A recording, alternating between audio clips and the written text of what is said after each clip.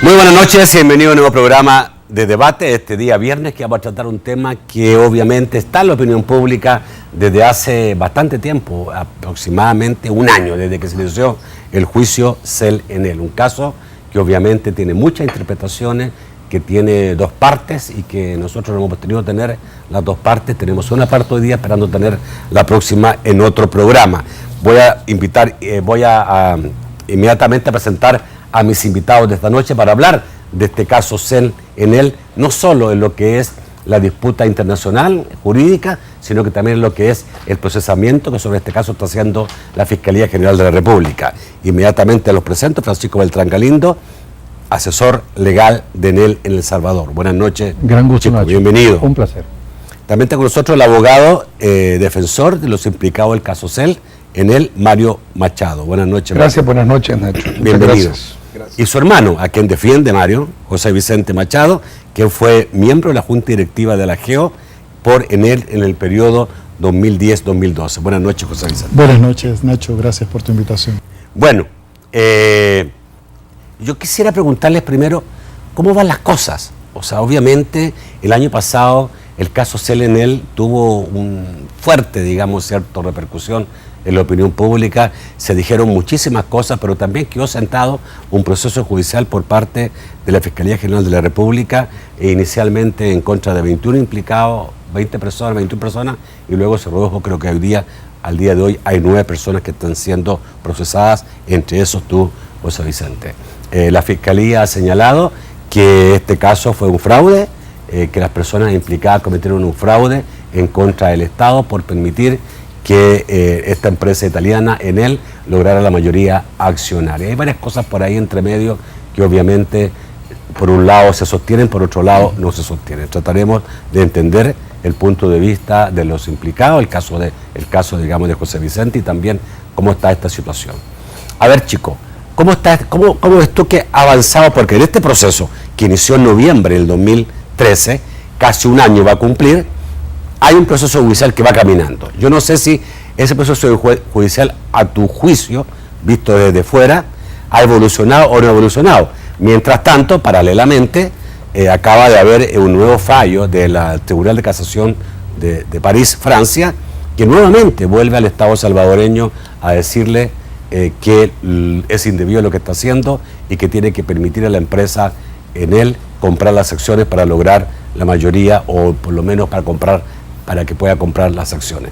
Dos cosas por separado, y además esto de que se empieza a decir ya de que pudiera haber en este caso un arreglo, una negociación entre el Estado salvadoreño y Enel, y esto, digamos, cierto, quedar de alguna forma arreglado, lo que no significa que el juicio quede arreglado. Son cosas que caminan en paralelo, pero no necesariamente igual. Bueno, quizás voy a tratar de ser lo más escueto, porque lo que me estás preguntando llevaría todo un programa, pero digamos que esto comienza hace mucho más de un año. Es cuando se genera el conflicto entre los socios por la interpretación de una cláusula del contrato 2011. entre ellos, 2011, y se va al arbitraje. En el arbitraje se dan dos cosas. Enel plantea que es necesario definir una interpretación de la cláusula, y la gente de Inesel plantea una contrademanda por daños, según ellos, por la fabricación defectuosa de una turbina en el pozo de Berlín. Finalmente, el arbitraje desestima completamente la contrademanda de Cell, dice que no hay ninguna prueba, no hay ninguna base y que no hay razón para una contrademanda por daños y perjuicios. Y por el otro lado, le da 100% de razón a Enel en la interpretación de la cláusula. A partir de ahí se deriva una accional de la gente de Cell, apoyada desde Casa Presidencial en esa época, está hablando del presidente Funes, en el sentido de hostigar al inversionista a partir de utilizar todos los mecanismos legales sobre los cuales él tiene poder, es decir, los organismos locales, para desincentivar al inversionista de que haga cumplir el laudo arbitral. Y a la par, también en Cell inicia un proceso de cuestionamiento del laudo a través de pedir la nulidad, y cuando lo pierde, pedir la casación, cosa que recientemente perdió. Entonces, esto nos explica varias cosas. Primero, todos estos juicios que hemos visto localmente, que son varios, digamos que el penal es el más obvio y afecta a muchas personas inocentes. Pero ese juicio es parte de una estrategia de hacer varias cosas tratando que por la vía de los juzgados locales se diga que no hay que cumplir el auto. Está eso, hay unos autojuicios que se puso la CEL en la sala de lo contencioso administrativo, se han hecho procesos dentro de CIGET para cuestionar la concesión de Berlín. Es decir, hay varios mecanismos que se han utilizado y no se diga la campaña que hay que recordar que lanzó en su momento el presidente Funes, que era de todos los sábados, era de publicar un libro blanco, era una cantidad de cosas así.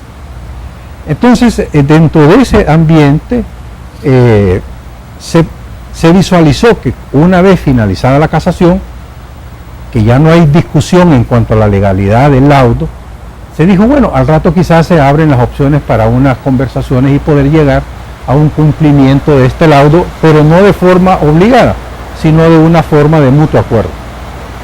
Al parecer se habían generado oportunidades, sin embargo, una serie de contradicciones internas del gobierno, que yo no conozco los detalles, pero resulta que el secretario técnico y el vicepresidente de la República dicen que están abiertos al diálogo y que han arrancado el diálogo, y 2 días después salió un comunicado de la CEL diciendo que ellos van a ir hasta el final en los juicios que le toca seguir. O sea, por un lado una línea blanda y por otro lado una línea dura.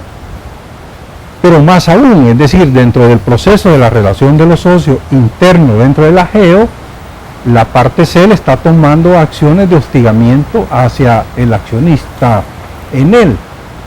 Lo ha separado de todas las juntas directivas de las empresas subsidiarias de la GEO.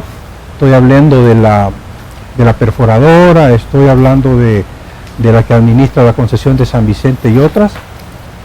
Y lo último, hoy en agosto, es que el gerente plantea que hay que cerrar el pozo de Berlín, hay que desarmar la turbina para ver que efectivamente estaba mala y a partir de ahí instalar una nueva. El problema de esta, que realmente suena algo como descabellado, porque eso significaría privar al país del 5% de la energía geotérmica, no, el 5% de la energía total del país, que es producida por el pozo y la turbina más fuerte que tiene El Salvador. ¿Durante cuánto tiempo sería si se llegara a hacer esto? No soy técnico, pero aquí el ingeniero que sabe de eso probablemente podrá decirnos, pero serían varios meses. Pero es además un desaguisado porque la turbina está trabajando bien. Entonces, todo esto yo lo veo más bien en la estrategia de por un lado te pongo la mano blanda y del otro lado te estoy hostigando. Entonces, creo que es importante alertar del tema porque en él ha sido muy franca, en el sentido que está abierta a conversar, abierta a buscar soluciones, ganar, entendiendo que pues obviamente pueden haber algunos elementos de la parte CEL que sí se deban revisar en función de lo que ellos solicitan, pero eso no quiere decir que en él va a renunciar gratuitamente a que se cumpla una sentencia que ya tiene a su favor. Entonces, creo que este es un elemento importante para llamar a la cordura en el sentido de que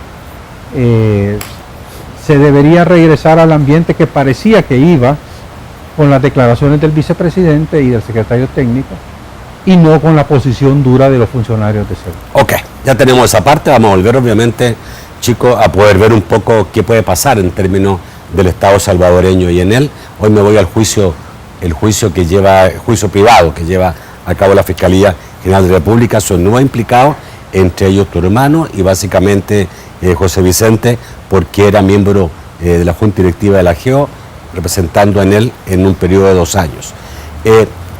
¿Cómo va el juicio?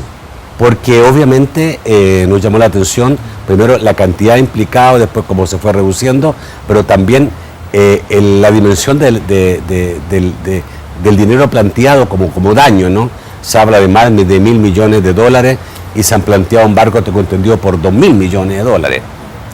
¿Cómo va eso? Bueno, en primer lugar se hizo una especie de división de los procesos. Dejan a una parte de supuestos responsables solo con un tema de responsabilidad civil, que se quedan en un juzgado de paz esperando una audiencia para responsabilidad civil, y otro grupo que pasa al juzgado séptimo de paz y que actualmente nos encontramos en el juzgado séptimo de instrucción. Para ubicarnos en el tiempo, en efecto... ¿Quiénes son los que pasan por responsabilidad civil? ¿Aquellos que no tenían característica ejecutiva a alto nivel? No, hicieron ellos una separación sobre la base de criterios de prescripción de hechos delictivos. Y dijeron, miren, este grupo también actuó ilícitamente, pero ya prescribió el delito, entonces ya no los juzgo penalmente, sino que los juzgo civilmente. ¿Me puede recordar algunos nombres de la gente que fue prescrita? Bueno, en el caso quizás el ingeniero José Antonio Rodríguez, que fue, y lo traigo a colación porque es con la persona que en algún momento vinculan alguna acción del ingeniero Machado. Que es además pariente de la esposa del expresidente Flores. Entiendo que sí, entiendo que sí. Ok. Y otro grupo de personas. Luego el grupo siguiente pasa al séptimo. A responsabilidad penal, ¿no? Penal y civil, de ambos, penal y civil. Y entonces está conformado ese grupo por miembros de la junta directiva de CEL de aquel entonces y miembros de la junta directiva de la GEO de aquel entonces. Estamos hablando del expresidente de CEL, Solván, estamos hablando de miembros de junta directiva. Bueno, está la junta directiva, el ingeniero Solván, está el ingeniero Jorge Simán, sí. Pues están los que fueron directivos, con un criterio un ahí poco... mismo está metido el exministro acá. La imputación que le hacen a él es, vamos a ver, ¿cómo se divide la imputación penal? A ellos, como funcionarios, de una manera atípica, les están imputando un supuesto peculado. Al ingeniero Machado, que nunca ha sido funcionario público, le están implicando una complicidad en el delito de peculado. Y sobre lo que me preguntabas en relación del exministro Lacayo, a él le hacen un delito de instigación para el peculado, es decir, motivó para que los funcionarios pecularan. Esa es la tesis fiscal. ¿Con qué hechos? ¿Con qué hechos? Términos generales hablan de que hubo un contrato o un llamado al socio estratégico que no se rigió por la LACAP, norma que no está involucrada en este proceso, por ser términos financieros, por ser un concurso que incluso la LACAP no contempla, que en aquel momento tenía CEL como asesor financiero a Deutsche Bank, que era quien había evaluado las acciones de la GEO. Ese es uno de los primeros elementos, y cabe aclarar que ya contestó la Corte de Cuentas que no tenía nada que ver con la CAP, este tipo de concurso, y asimismo la UNAC, que es la Unión Nacional de Adquisiciones y Contrataciones, ya contestó en igual sentido al tribunal. Dice que no se sometió y que hubo un proceso de amaño, una palabra que está un poco de moda, sí, por temas deportivos, sí, que carece de tipicidad también, porque no es un hecho delictivo, será cualquier cosa, pero no estaba tipificado como delito. Y dicen, miren, hubo un concurso amañado, y entonces provocaron que Enel ganara, y el ingeniero Machado, que en aquel entonces era empleado de Enel a sus 30 años, 32 años, dominó a toda la estructura estatal y la hizo que Enel ganara. Esa es la... Aunque algunos dicen que había de antes ya algunos antecedentes con Enel, ¿no? Incluso Bueno, la creación de algunas empresas que después no aparecieron más. Bueno, es que es parte, hay que, como es tan amplio, como dice el doctor, aquí es el cuento, solo el Mario, tema ese. te propongo que toquen un corte y vuelvo con esto. Ok. No es fácil, es bastante, digamos, complejo este tema, por eso que todos debemos asumirlo, tratar de entenderlo y no, digamos, irnos fácilmente a los titulares o algún tipo, digamos, de especulación. Ya volvemos. Te dejé con la palabra, Mario, y estabas desarrollando esto que yo te preguntaba por esas empresas que se dicen fantasmas, Ok. que se dice es que antes de eso, Ok. antes de que en él entrara un proceso de licitación, hubo algunas creaciones de empresas fantasmas nacidas de un bufete de un abogado que al final la dueña parecía una secretaria. Ok. Eso es parte de la tesis fiscal y del plan criminal que le han llamado. Plan criminal que forma parte de este plan criminal. La Ley General de Electricidad, Sí, señor. dicen que es parte de la ley, de parte del plan criminal. Estas empresas fantasmas, y me detengo acá. Voy a aclararle a la teleaudiencia para que quede más claro. Se habla, la tesis fiscal señala de que hubo antes de la licitación de la geotermia por parte de Enel, hubo dos acciones básicamente, o tres acciones que eran previas a eso y que estaban allanando el camino para terminar con Enel en el país. Uno era permitir dos reformas legales que pasaron por la Asamblea Legislativa, que algunos dicen pasaron por una asamblea donde había mucha gente que hoy día se opone y que en su momento votó. Una era permitir a las autónomas, como la CEL, crear empresas mixtas de carácter privado para producir energía y que éstas no tuvieran el control de la Corte de Cuentas. Y la otra era establecer como reforma legal la posibilidad de que en ese ramo, en la rama eléctrica y geotérmica, se pueda establecer concesiones sin pasar por la Asamblea Legislativa. Esas dos cosas. A eso se une la tercera, que era esta creación de estas empresas fantasmas. Y también solo agregando, esa ley, la Ley General de Electricidad, nace en 1996, es decir, 5 años También. antes de que existiera en el SPA. ¿Sí? Bueno, pero según la Fiscalía, todas estas cosas fueron allanando el camino para llegar a lo que algunos llaman esta traída de Enel al país para socavar o acabar con lo que le pertenece a los salvadoreños. Un poco complicado, porque ahí incluso, si bien es cierto, los diputados tienen la inmunidad de la inviolabilidad, habría que cuestionar a los diputados que votaron por esa ley, que ellos fueron los que aprobaron, pero independientemente, Ley General de Electricidad, empresa fantasma. Estas empresas existen, existían.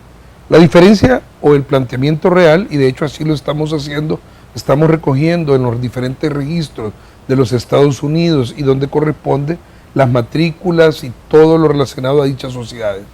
Eran propiedad de una sociedad la cual compró el Grupo Erga y que posteriormente fueron parte de Enel. Es decir, cuando Enel se vuelve pública, pero es decir, se hace una empresa privada para que se comprenda, antes Enel era la empresa italiana nacional de energía, cuando Enel se vuelve privada, comienza a cuando adquirir, el Estado italiano vende el 70% de las acciones de exacto, Enel, ellos comienzan a comprar, y parte de las sociedades que compran, no por la del Salvador, sino que porque habían operaciones en Guatemala, en Costa Rica, en Chile, les interesa un tema de geotermia, y es así que estas empresas pasan a ser parte del Grupo Enel. Existen, la Fiscalía dentro de su planteamiento hace ver que pide una falsedad a un juez de paz, porque siendo sociedades anónimas de capital variable, y voy a poner un ejemplo de moda, dice que un abogado y un asistente constituyen la sociedad con el capital, pero dice, mire, es falsa. secretaria, dice. Sí, no, era una abogada, pero mire, es falsa porque ellos no tenían la capacidad para desarrollar el negocio.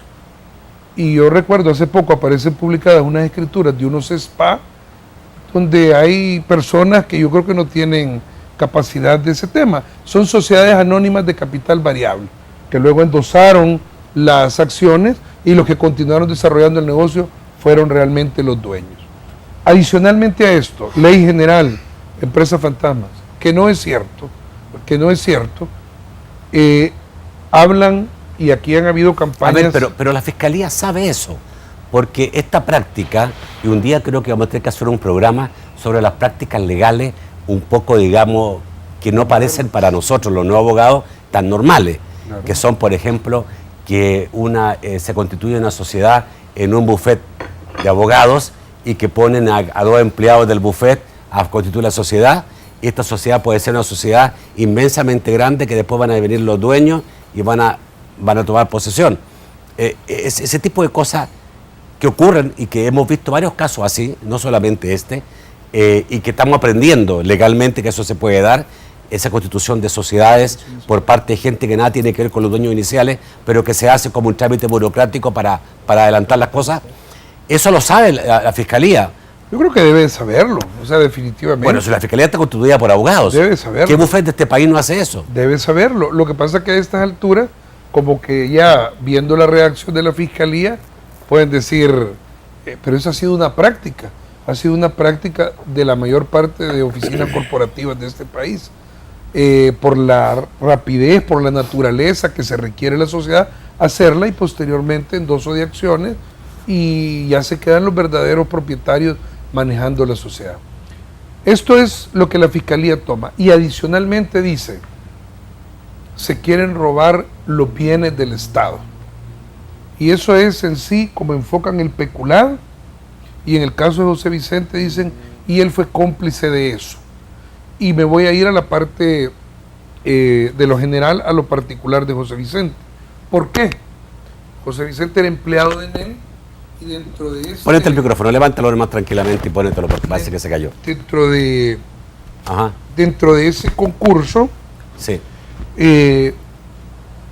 Preguntan y dice, mire, pregunte si no existe incompatibilidad en que pueda participar en él, en ese concurso, porque parte de las empresas que formaban parte del grupo de Enel tenían un número de acciones de CLESA, correcto, ¿verdad? De CLESA.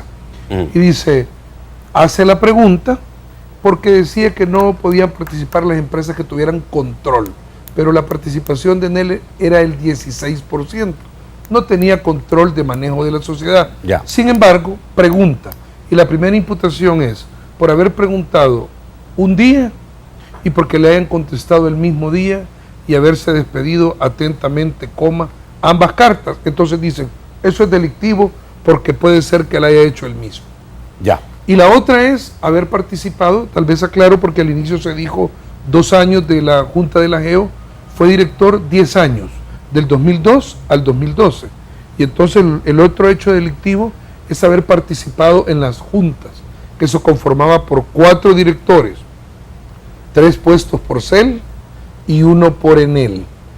Él era el directivo por Enel y la votación era, bueno, la mayoría eran los directores puestos por CEL. Bueno, obviamente, esas son las imputaciones. Bueno, obviamente esto, digamos, va a terminar, digamos, con algún fallo por parte de la justicia. Pero, ¿cuál es tu versión en relación a cómo llega Enel y cómo termina siendo Enel la elegida? Okay. Bueno, en primer lugar, gracias Nacho por permitirnos explicar. Enel S.p.A. nace por el decreto Bersani en Italia en el año 1999, es decir, 4 años después del inicio de la confabulación que la Fiscalía menciona. Enel vende sus activos, se queda con... O sea, Enel existía como... Enel existe desde hace nombre, 100 años ya. haciendo geotermia, ¿verdad? Pero se privatiza, se privatiza la industria italiana de la energía y surge Enel. Entonces, la primera inversión de Enel fuera de Italia es en una compañía que se llama CHI, una empresa basada en Connecticut, que es una de las señaladas como empresas fantasmas, que era en aquel momento la empresa privada más grande de Estados Unidos en temas renovables. Y CHI localiza la oportunidad de comprar Energía Global International, que era una empresa localizada en Boston con inversiones en Chile, Costa Rica, El Salvador y Guatemala. De hecho, la tal empresa fantasma fue comprada en ese entonces por cerca de $200 millones. Y en esa tal empresa fantasma trabajaba yo como gerente de país. Cuando Enel compra estas empresas, nos pide a un grupo de ejecutivos regionales que nos quedáramos y pues nos quedamos. En el 2001, somos contactados por Deutsche Bank, por el señor Peter Bonk. Personalmente fui contactado. Deutsche Bank fue el banco que Era el banco de inversión. De inversión. El banco de inversión era, digamos, el asesor financiero que tenía CEL para llevar a cabo el proceso de búsqueda de un socio estratégico para conformar el asocio público-privado, la GEO, ¿verdad?, formado por CEL y por Enel. Ese proceso, además de estar bajo todo el marco jurídico vigente y con toda la legalidad, fue transparente y competitivo. Ese proceso culmina en el 2002, Enel se convierte con su oferta en socio estratégico y ese asocio público-privado se vuelve exitoso. Además de que fue legal y además de que fue hecho de una manera transparente, la GEO pasa de perder 4 a 5 millones de dólares anuales en el año 2000 y 2001 a crecer sostenidamente, de manera que en el periodo del 2002 al 2012 el Estado de El Salvador recibe de esa empresa 500 millones de dólares en utilidades e impuestos sobre la renta, habiendo aportado desde el 2002 hasta el 2012 $0 de inversión. El asocio fue...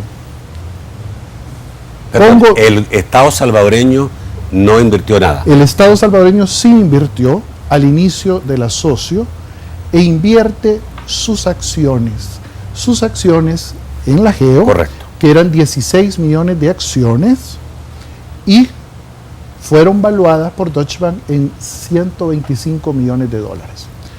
La Corte de Cuentas de la República en este proceso, a petición de la Fiscalía, pidió un valúo y concuerda con el Deutsche Bank. No así el otro valúo de Ochoa Benítez Asociado, una empresa también contratada por CEL, que la evalúa 34 veces. ¿El valúo de más. Ochoa sea al mismo tiempo o sea posterior? No le pone fecha, ni eso lleva el valúo, ¿verdad? Pero sí es al mismo tiempo porque está comparando inversiones de esos tiempos. Pero lo que le quiero decir es que el asocio fue ese. Pongo estas acciones y tú en él el compromiso de hacer trabajos de fase 1, que era la exploración y perforación, y de fase 2, que era la construcción de una planta, que es la unidad 3. Esa inversión ronda los 100 millones de dólares, que es la inversión que ha hecho en él y que hizo en él desde el 2002 hasta el 2007. Y que se le alega que estaba la turbina mala. Lo interesante, y debo de decirlo acá también, la turbina presentó fallas. El fabricante de la turbina fue General Electric, respondió técnicamente, la arregló. Se cobraron algunos seguros de compensación por la generación no realizada, pero lo que le quiero decir es que el asocio público-privado, CEL Enel, ha sido exitoso. Y cuando la plata comienza a generarse, es cuando comienzan los problemas del gobierno anterior de ceder la administración. Tú hablaste de dinero efectivo, ¿cuánto es lo que ha tenido utilidades este asocio público-privado? Pero también hay que tomar en cuenta lo que ha significado como beneficio la introducción de esta energía geotérmica para el país, que seguramente ha hecho bajar los precios, ¿no? Por supuesto. Voy al corte, volvemos rápidamente. Bueno, a ver, voy a volver a Chico Beltrán, porque obviamente aquí llama la atención que todo tiene de alguna forma una ley. O sea, yo no sé cómo se puede juzgar personalmente a cada uno de los implicados, pero obviamente las leyes que se hicieron, la reforma de ley que se hicieron inicialmente, tanto la Ley General de Electricidad como las leyes, las reformas para evitar que hubiese, que no se concesionara por parte de la Asamblea Legislativa o que fueran la empresa del Estado pudiera crear empresas privadas, ¿Esto se sostiene a pesar de que son leyes? O sea, se sostiene el argumento de que pudo ser fraude de ley y que aquí, digamos, cierto, además hubo toda una asamblea legislativa que actuó en el fraude de ley, o como dijo uno de los diputados, me refiero a Walter Araujo, yo no sabía, a mí me engañaron. No, mira, lo que pasa aquí, realmente lo que estamos hablando no son de delitos penales. Se ha penalizado, se ha vuelto un tema penal una política pública de reorganización del sector eléctrico. Y eso sucedió en todo el mundo. Lo que te dice el ingeniero Machado es que antes del 99 en Italia había una CEL que era del gobierno y no podía invertir en el extranjero. Que era en él. En él. Eso se privatiza en la lógica de ese momento del mundo y se hace privada, y ya la Enel privada sí tiene facultad de invertir fuera del país. Por eso es que él te insiste que Enel S.p.A. no pudo nunca haber venido a hacer una conspiración en el 96, que fue el año que se dio la ley, y tampoco pudo haber venido a formar esas sociedades fantasmas que se formaron entre el 98 y el 99, porque no existía Enel. Entonces, esa teoría del supercomplot, que según la Fiscalía empieza, no sé si en el BID o en el Banco Mundial, me parece que realmente es volver penal una política pública. Y creo que es un error jurídico, político y conceptual. Entonces, lo que sucede es que no son varias leyes, Nacho, es una misma ley. Ya. Es la Ley General de Electricidad, que tiene un capítulo de la reorganización de la CEL, porque hay que recordar que la CEL en el conflicto, que termina en el 92, se había convertido en el gran monstruo de la energía. La CEL nace para tener las hidroeléctricas del río Lempa, así se llama, luego le dan unas térmicas en Acajutla, luego cuando comienza la guerra se convierte en la importadora de petróleo del Pacto San José, luego le pasan la concesión en el 50-52 de la geotérmica de Aguachapán, de los ausoles de Aguachapán. Era la que manejaba la CAES. Cuando termina la concesión en el 86 de la canadiense CAES, le pasan a la CEL el control de la CAES, del Sur, CLES y todas las otras distribuidoras caseras. Es decir, la CEL se convierte en el gran monstruo de la energía. Entonces resulta que el país se asumía que en la época de paz iba a tener un crecimiento importante y que iba a necesitar energía grande. CEL no tenía cómo pagar su crecimiento. Entonces que se diseña, pero es una política de Estado, se diseña una apertura del mercado para que vinieran otros inversionistas y a la par de la CEL generaran más energía eléctrica. Ese es el marco de la ley. Por eso es que la ley dice se va a reorganizar la CEL en sociedades anónimas. Así lo dice. Entonces la CEL le hace caso y se reorganiza en sociedades anónimas. Una de ellas las vende completas, el caso de la CAES, el caso del Sur, para lo cual, como eran ventas completas y se estaba deshaciendo de los activos del Estado, se dieron leyes especiales para eso, y decide quedarse con la hidroeléctrica y con la geotérmica. Pero resulta que pierde el arbitraje de Nejapa Power y tiene que tomar deuda por $90 millones, y ya no podía pagar las inversiones que venían en la geotérmica. Entonces es que deciden buscar el socio estratégico. Esto no lo pudieron conspirar desde el 96, Nacho. No es posible. No es posible que los conspiradores supieran que Miguel Lacayo iba a ser el ministro de un presidente que ni se sabía quién iba a ser, que después resultó ser Francisco Flores. Ese complot, o que don Billy Sol se iba a quedar de presidente de la CEL. Esas son cosas que están en la cabeza de alguien calenturiento. Entonces, esa cuestión se ha desembocado en acción penal. Pero yo la verdad he leído ese requerimiento varias veces, la leo y lo leo, y me parece que fue planteado como un juicio de corrupción, pero donde no se prueba dónde están los corruptos. De ese caso, yo no sé si las personas habrán hecho otras cosas, pero en este caso concreto no hay qué beneficios tuvieron un soborno, les dieron acciones, les dieron carros, les dieron viajes a a Orlando en jet privado. ¿Qué dádiva tuvieron?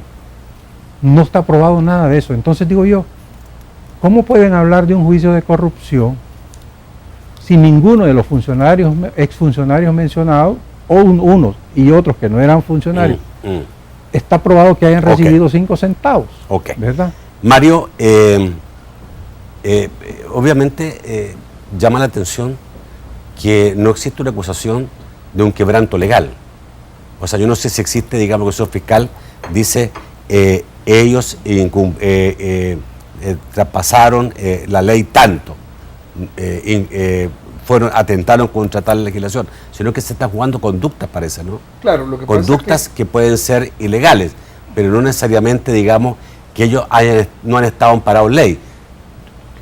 Lo que pasa es que la ley penal es muy explícita y las únicas conductas que pueden ser castigadas o juzgadas como delitos son las que están en el Código Penal.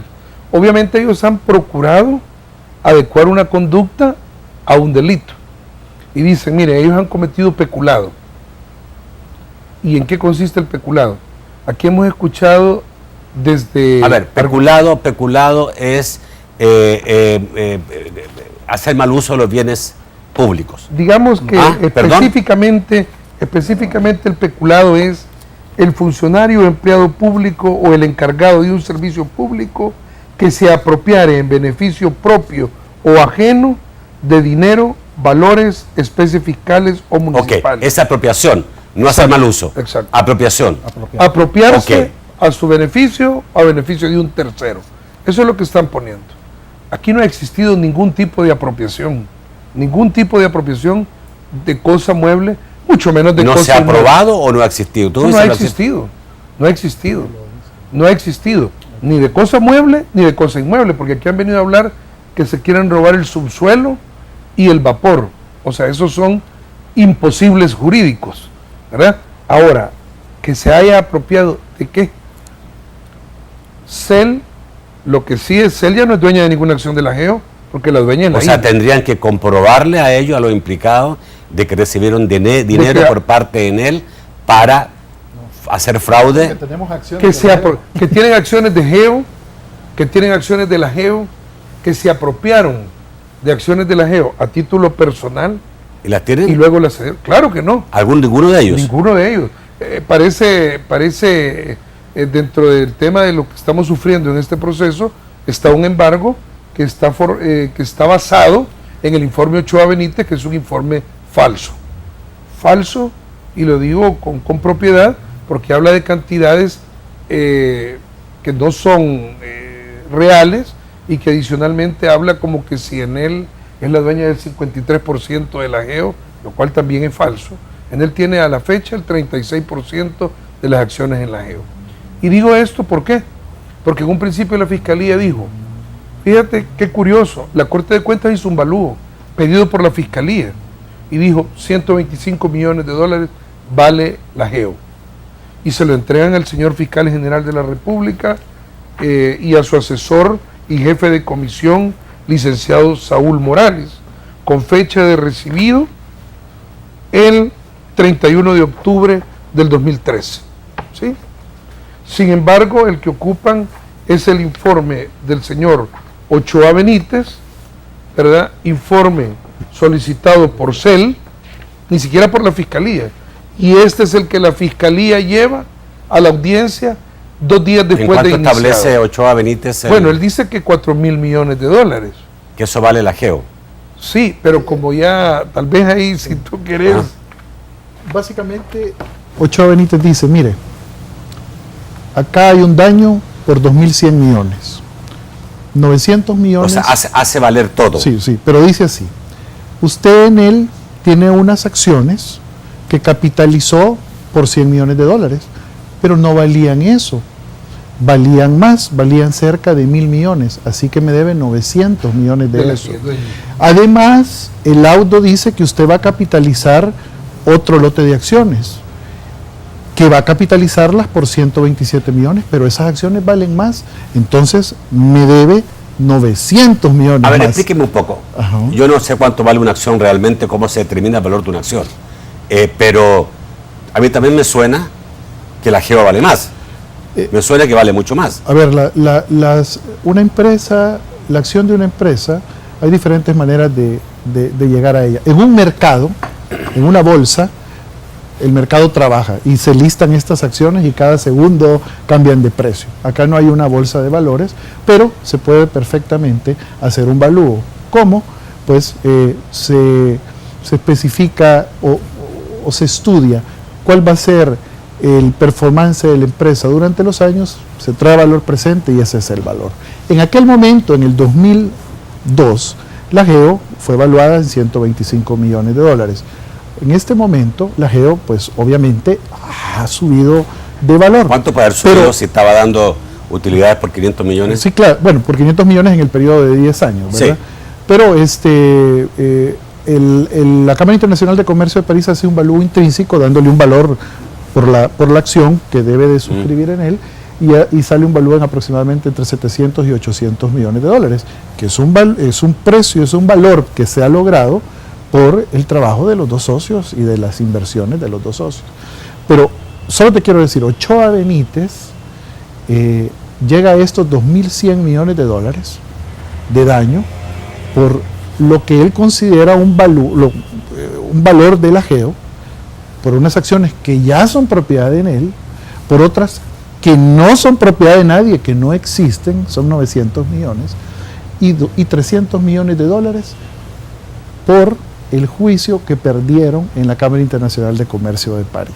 De manera que el daño es el juicio que perdí, las acciones inventadas y las acciones que ya tienen dueño y que fueron pagadas. De todas maneras, la Fiscalía toma en cuenta Ese es el que toma en cuenta para hacer los embargos y dice 2.000 millones entre 20, 90 millones cada uno, 96 millones. Y luego la juez de paz no da el embargo y dice no hay lugar al embargo, usted no ha aprobado nada. La Cámara posteriormente, que cabe aclarar, es una Cámara con bastante tendencia a fallos pues políticamente cuestionados, ¿verdad? Vamos al corte y volvemos rápidamente con más de este tema. Tenemos 10 minutos, vamos a tratar de ir cerrando esto. ¿Por dónde puede ir esto, obviamente? A ver, en la parte internacional, lo que corresponde al Estado salvadoreño. ¿Puede el Estado, primera pregunta, el Estado salvadoreño no cumplir con estos fallos de los tribunales internacionales? Bueno, el Estado salvadoreño al final debe cumplir. Claro, en el ínterin pueden haber una cantidad más de triquiñuelas y cosas internas que se pueden hacer. Pero al Estado salvadoreño no le conviene esta actitud, es decir, pierde mucho. No solo en que no hay más generación geotermia, creo que el ingeniero hablaba de que hay 24 posibles pozos geotérmicos y solo se están explotando 4, de los cuales muchos de ellos están sin concesión, o sea que hay posibilidades que vengan otras empresas a poner empresas. La misma CEL pudiera también poner otras empresas geotérmicas, pero no lo hacen porque hay todo este conflicto. Entonces ese es un primer daño al país, pero hay otros daños asociados en que los inversionistas privados lo primero que ven es que se fija como regla de resolución de conflictos los arbitrajes internacionales, se van a los arbitrajes internacionales, se pierden los arbitrajes internacionales y entonces, como ponía yo en un ejemplo, es como ir a jugar un partido de fútbol en el Mundial de Brasil, se pierde y uno se viene para la Federación de El Salvador y pide la nulidad del partido en el Mundial para que le den los 3 puntos. Entonces, eso no funciona así. Eso por un lado, pero yo lo que creo y lo que obviamente cuando la empresa italiana vino al país, en el contrato se establecía que esta era sujeto a tribunales internacionales. Se estableció, se dijo que además había toda la facultad legal para hacerlo, que no se violentaba ninguna norma constitucional, etcétera, etcétera. Todo eso. Entonces, pero mira, yo lo que quisiera ahora es, lo ideal sería que este nuevo gobierno, que no tiene por qué estar cohonestando lo que han hecho los anteriores, se dedique más bien a resolver el tema. Lo que deberíamos hacer ahora es realmente, se ha ofrecido claramente por Enel, obviamente eso implica una relación integral. ¿Qué se ha ofrecido por Enel? Sentarse a conversar para revisar el pacto de accionistas, determinar cuáles son los puntos que de acuerdo al socio salvadoreño hay que corregir, ajustarlo. Han habido propuestas formales en ese sentido. El gobierno de El Salvador nunca ha respondido formalmente. En esta negociación, y yo no sé si tú puedes decirlo, pudiera caber que Enel puede aumentar sus acciones, pero no teniendo el control de la empresa? No te sé decir cómo ¿La van, Geo? pero en su momento, Enel planteó revisar la cláusula de límite accionario de Enel. ¿Hasta dónde va a llegar? Dependerá de las conversaciones de las partes. Pero todo eso... ¿Qué es lo que está en juego en el caso de El Salvador? ¿Es tener más acciones o tener el control? Lo que el presidente son cosas diferentes. Lo que el presidente dijo que tenía que ser de propiedad de la sociedad salvadoreña, Enel, es decir, sociedad no la sociedad, sino la SA, CEL, INE, y eso era básicamente, y que pedía que se modificara el pacto de accionistas. Las dos cosas, Enel ha manifestado que está en perfecto interés de conversar. Enel lo que ha planteado es que hay que buscar una solución ganar-ganar. Y obviamente desactivar todo el tinglado que se creó en estos juicios que realmente no tienen mayor sentido, base jurídica no hay, está dañando a las personas que están afectadas, que no tienen nada que ver en esto, pero además está dañando al país con su imagen. Entonces, lo que procede realmente, en lugar de esas actitudes que yo te decía en el inicio, de separar a los directores de Enel en todas las subsidiarias de la GEO, querer cerrar el pozo de Berlín, el pozo 3, que son descabelladas ideas, en lugar de eso lo que procede es sentarse a hablar y dejar un proceso orgánico, mediático, y desarmar todos los juicios penales, los juicios esos que se han puesto, que como te digo, no son un propósito en sí mismo. A ver, pero vuelvo a la pregunta quizás, digamos, que hicimos inicialmente. El Estado salvadoreño está detrás de un negocio mejor para el país. Claro, así debe ser. Y eso está perfecto. Lo que pasa es que hasta ¿Y esto ahora, puede ser un negocio mejor aun cuando se negocie? claro, con es que Enel? no hay ningún problema.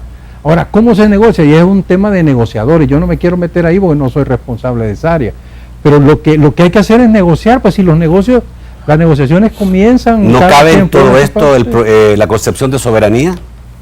Es que la soberanía, como te explicó muy bien el doctor, la soberanía está en el subsuelo. Y esa siempre, absolutamente siempre, es del Estado. O sea, el Estado puede poner el día de mañana impuestos sobre el uso del subsuelo. Igual que la concesión sobre esta televisora, el Estado mañana puede cambiar las reglas de la concesión, tendrá que pagar indemnizaciones y cosas, pero él es dueño de las ondas hercianas, igual que el dueño del subsuelo. ¿No cabe, del por agua. lo tanto, la teoría de la soberanía? Es que cabe la soberanía en el sentido que es dueño del Pero vapor. como se está usando el término soberanía, esta empresa debe ser propiedad del Estado Es que salvadoreño. según esa lógica, Nacho, toda empresa que explote viene del Estado tendría que ser del Estado. La cementera, las que tienen explotaciones de agua, las que tienen pequeñas represas, es decir, toda aquella empresa que haga uso de bien del Estado, hasta las pesqueras deberían ser del Estado. Es un absurdo. Lo que el Estado es dueño del subsuelo y va a seguir siendo dueño. Nadie está peleando el subsuelo. Simplemente estamos hablando de una concesión sobre el uso del subsuelo. De un Sí. campo determinado. De un campo determinado. Porque hay en El Salvador, el Consejo Nacional de Energía lo publica, 24 campos. Cuando nosotros entramos a la Junta 24 campos geotérmicos, geotérmicos que, 24 que en la inmensa proyectos, mayoría no han sido explotados. sí, 20 de ellos. Cuando nosotros entramos a la GEO, además de pérdidas, lo que teníamos eran 2 En concesiones. ese momento, ¿Enel se interesó por otros campos geotérmicos? Exactamente, y logramos comprar ya con el asocio público 2 campos más, San Vicente y Chinameca, que van a producir cerca de 100 megavatios más. Cuando el asocio se hizo, los únicos campos concesionados eran Aguachapán y Berlín. Ok. Mario, ¿qué futuro le ve al juicio penal? Bueno, realmente yo esperaría que la Fiscalía se concientice de su papel de velador de la legalidad, ¿verdad?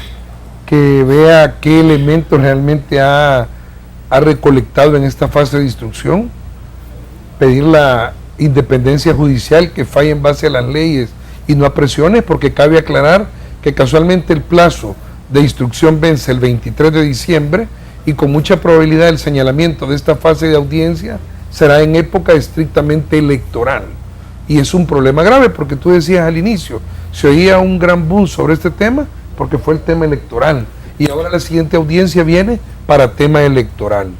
Definitivamente otro caballo de batalla de la Fiscalía es que la concesión la dio SIGET, que era la institución que por ley en el año 2001 le correspondía hacerlo.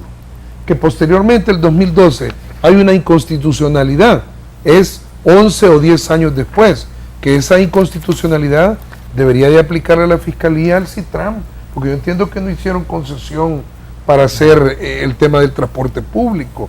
Entonces, ese es un tema que no tiene cabida en el espacio. Creería que si este proceso se rige por los elementos de prueba y objetivos, vamos a entablar y vamos a llegar a la conclusión que este es un proceso penal sin causa y sin objeto. Las figuras son atípicas, no están descritas como delito, y el Estado y ninguno de los involucrados se ha beneficiado por este negocio. Ninguno de los involucrados le han encontrado dineros, acciones provenientes de este negocio, sino al contrario, el Estado de El Salvador, después de tener pérdidas en la GEO, ha llegado a tener ganancias. Así es que mi esperanza es tener buenos resultados en este juicio. Muchas gracias, chicos, por estar esta noche con nosotros. Un placer. Gracias, Mario. Muchas gracias y buenas noches. Gracias, José Vicente. Gracias a ti, Nacho. Gracias a usted, amigo televidente. Los espero el lunes siempre a las 8 de la noche. Que pasen buenas noches, que tengan un excelente fin de semana.